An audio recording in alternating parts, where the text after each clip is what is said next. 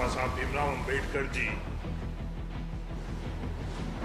की मूर्ति की स्थापना का फैसला और फिर उस फैसले पर विवाद उत्पन्न करना, क्या संविधान निर्माता बाबा साहब भीमराव अंबेडकर जी की मूर्ति प्रदेश के हाईकोर्ट में लगने से भी किसी को ऐतराज हो सकता है? यह हर संविधान प्रेमी के जहन के अंदर सवाल आता है कि कोई भी संविधान प्रेमी इस तरह की सोच भी अपने जहन में नहीं रख सकता। और दुर्भाग्य है कि आज इस देश के अंदर इस तरह का कृत्य एक सोच के लोग करवा रहे।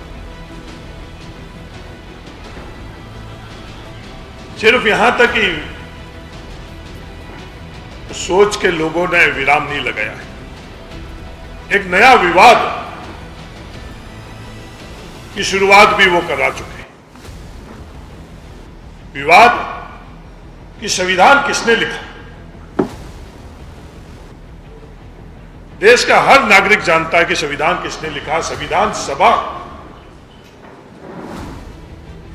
की जो प्रोसीडिंग है उसमें हर संविधान सभा के अंदर जो चर्चा हुई और किसका क्या योगदान है सबको पता चल सकता। उसके बावजूद भी सिर्फ भ्रम और भ्रांति के माध्यम से विवाद कैसे उत्पन्न करे और कुछ नया विवाद कैसे उत्पन्न करे, उस मकसद से आरएसएस नागपुर से शुरुआत होकर और आज ये विवाद आगे बढ़ता हुआ हम लोग देख रहे हैं। कांग्रेस की भी जिम्मेवारी है इस तरह के विवाद में मजबूती से बाबा साहब भीमराव अंबेडकर जी के मूर्ति के संदर्भ में और संविधान में बाबा साहब भीमराव अंबेडकर जी के जो योगदान है उसको लिखने के संदर्भ में, उस संदर्भ में मजबूती से मध्य प्रदेश के लोगों के बीच में हम लोग आने वाले दिनों में जाएंगे। ग्वालियर के उच्च न्यायालय में बाबा साहब अंबेडकर की मूर्ति लगने के बिंदु पर कांग्रेस पार्टी को एकजुट होकर उस विरोध का अच्छे ढंग से जनता के बीच में जाकर हम लोग बताएं कि आखिर बाबा साहब अंबेडकर की मूर्ति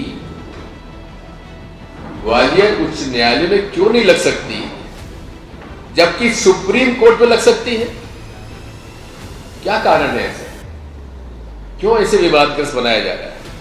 क्यों एक वर्ण व्यवस्था की स्थिति बनती चली आ रही है? एक वो पार्टी जो आज डबल इंजन सरकार चला रही है, जो कि बाबा साहब अंबेडकर के बारे में बड़ी बड़ी बातें करते हैं, लेकिन इतने दिनों से उनकी मौन, क्या कारण का मौन, क्या कारण? भारतीय संविधान में केवल वो दलितों के लिए नहीं है, वो हर व्यक्ति के लिए है।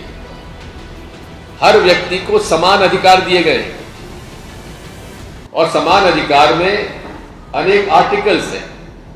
शिक्षा का अधिकार, अपने धर्म का पालन करने का अधिकार, अपने अभिव्यक्ति का अधिकार, ये सारे अधिकार हर व्यक्ति को है। केवल इसको, संविधान को आप केवल एक वर्ष से मत जोड़िए। भारतीय संविधान इस देश के हर नागरिक को उसके स्वतंत्रता का अधिकार दिया हुआ है और उस पर यदि जिस प्रकार का आज एक आक्षेप किया जा रहा है, एक हमला सा हो रहा है लगातार। एक तरफ मोदी जी संविधान को अपने सर पे लगाते हैं, माथे पे, शीश पे लगाते हैं, और वहीं संविधान में जितने भी आर्टिकल्स हैं उनका वो विरोध करते हैं। भारतीय जनता पार्टी आरएसएस की नर्सरी है मध्य प्रदेश। ऐसा समय समय पर Bharatiya Janata party, Narendra Modi, BJP, RSS सब प्रदेश के सामने एक तरह से स्थापित करने में लगे हैं।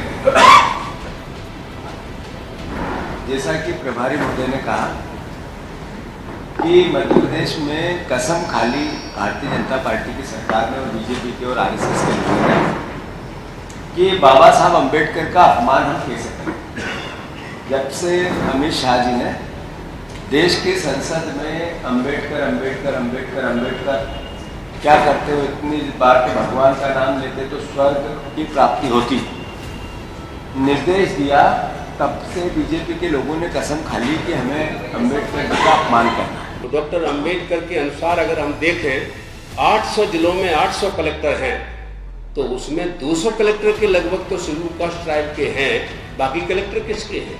इसका कोई जवाब क्यों नहीं देता है? क्या हम लोग जब कहते हैं कि डॉक्टर अम्बेडकर ने संविधान को भी दलितों के लिए लिखा है, तो राष्ट्रपति, प्रधानमंत्री, मंत्री, मुख्यमंत्री तो दलित नहीं है, शपथ तो बोल लेते हैं। तो आरएसएस ने इस तरह से कर दिया है कि डॉक्टर अम्बेडकर को हमने परास्त नहीं किया तो ये देश हमारे हाथों से चल जाएगा, तो क्रांति होने वाली है। लेकिन आज जो कार्यक्रम कांग्रेस पार्टी ने जो तय किया है, 1 दिवसीय है, उपवास करेंगे और बस्तियों में जाकर के ये कहेंगे कि मूर्ति लगना ये तो एक डॉक्टर अम्बेडकर का, संविधान निर्माता का एक अधिकार बनता है कि अगर डॉक्टर अम्बेडकर की मूर्ति अगर कहीं भी लगे तो सबसे पहले न्यायालय में लगनी चाहिए, सबसे पहला काम। और यही नहीं, एक बहुत विश्व प्रसिद्ध एम.बी. पायली साहब हैं, संविधान विश्लेषक, उन्होंने कहा डॉक्टर अम्बेडकर इस संविधान के पिता हैं, और डॉक्टर अम्बेडकर इस संविधान के पिता हैं, और डॉक्टर अम्बेडकर इस संविधान के मुख्य आर्किटेक्ट हैं।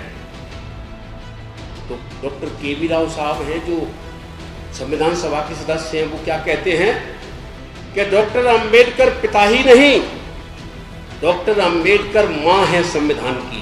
तो मां का मतलब होता है कि बच्चे को अपने पेट के हिस्से से बना करके बच्चे को जन्म देती है, ऐसे ही डॉक्टर अम्बेडकर संविधान की मां।